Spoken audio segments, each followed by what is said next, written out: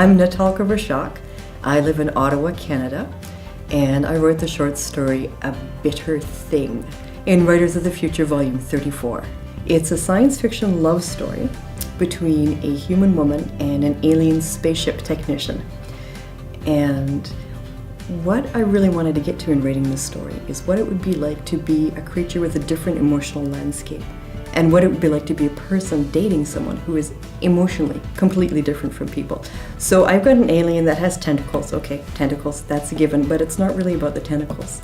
It's more about the emotions and how they're processed and whether or not you can really believe someone who doesn't feel love as we know it loves you.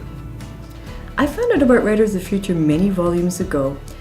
I was in a two-person writing group with Ken Liu.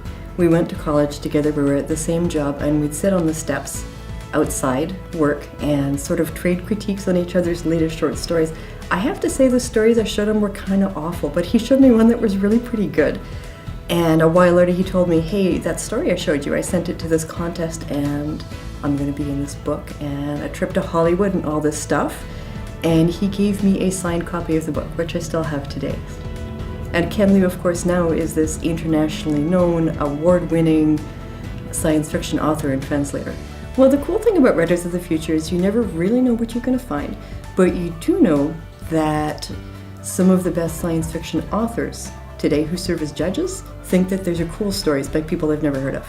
So you get kind of a new selection. It's like going to a new restaurant that somebody who really knows their restaurants has recommended to you, and trying all these new foods that some food critic has said, you've got to try this. This is something new and exciting.